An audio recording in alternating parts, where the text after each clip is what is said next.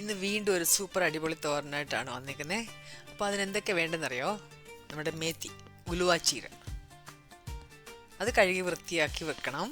എന്നിട്ട് അത് അരിഞ്ഞൂടെ വെക്കണം. അരിഞ്ഞില്ലെങ്കിലും കുഴപ്പമില്ല, എളുപ്പം വെന്തുകൊള്ളുമല്ലോ. പിന്നെ പനീർ വേണം, ഏത് ബ്രാൻഡും മേടിക്കാം.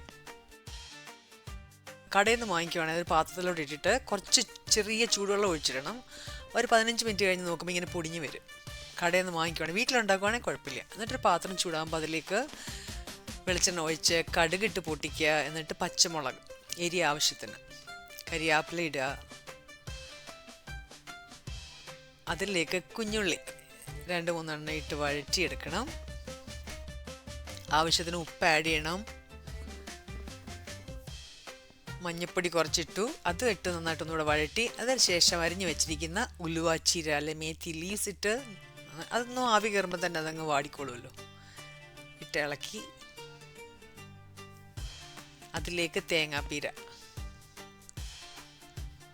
അതിട്ടിട്ട് ഇളക്കി ഒന്ന് അടച്ചു വെച്ചു ഒരാവി വരാൻ വേണ്ടി.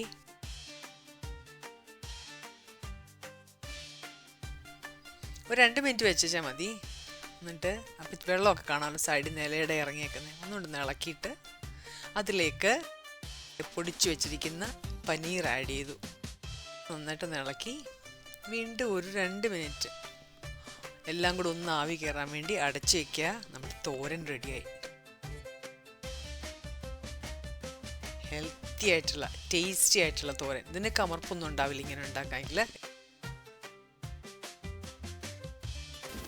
മേത്തി ലീഫ് അല്ലെങ്കിൽ നമ്മുടെ ഉലുവാച്ചീര അല്ലെങ്കിൽ ഫെന്യുഗ്രീക്ക് ലീവ്സ് കൊണ്ടുള്ള തോരൻ ശരിയായെന്നല്ല ഉണ്ടാക്കി കഴിഞ്ഞു. പനീർ ഇട്ടിട്ടേ നമ്മൾ ഇത് ഈ ചീര തന്നെ വാങ്ങിച്ച് ഇത് നല്ല ഡയബറ്റിക്കാർക്ക് ഒരുപാട് നല്ല ഇത്.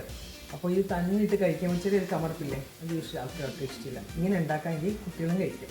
ഇത് ബ്രെഡിൽ വെച്ച് കഴിക്കാം, റോളാക്കാം, റാപ്പ് ചെയ്ത് കഴിക്കാം, എങ്ങനെ വേണമെങ്കിലും കഴിക്കാം. ഇത് ട്രൈ വയ്ക്കോ. ഇതൊരു സൂപ്പർ ഹെൽത്തി തോരനാണ്.